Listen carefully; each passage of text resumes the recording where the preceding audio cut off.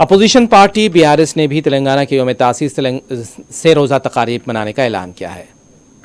तफसीलात के मुताबिक अपोजिशन पार्टी बीआरएस ने भी ऐलान किया है कि तेलंगाना के यौम तासीस तकारीब से रोज़ा तौर पर मनाए जाएंगे।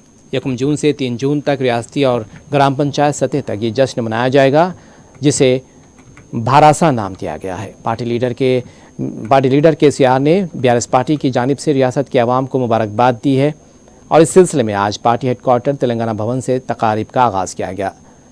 शहरों के हॉस्पिटल्स और यतीम खानों में पार्टी की तरफ से फल और मिठाइयों की तक़सीम अमल में लाई जा रही है। इस सिलसिले में गन पार्क से टैंक बर्न तक अमर ज्योति रैली निकाली गई। केसीआर ने गन पार्क पर यादगाराने शहीदां पर फूल डाले, खिराज पेश किया। इस मौके पर केटीआर, पार्टी कायदीन और दीगर भी मौजूद थे।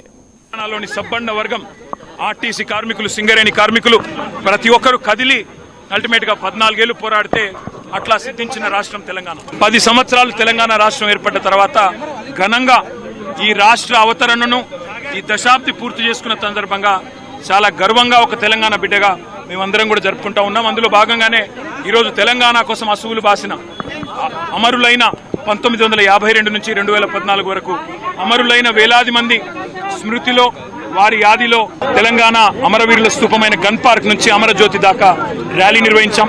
పెద్దలు కేసీఆర్ గారు కూడా వచ్చి శ్రద్ధాంజలి ఘటించి నివాళులు అర్పించి ఈ కార్యక్రమాన్ని ప్రారంభించారు. 3 రోజుల పాటు మరి ఈ దశాబ్ది ఉత్సవాలను తెలంగాణ విజయవంతంగా పూర్తి చేసుకునే సందర్భంగా నిర్వహించబోతుంది.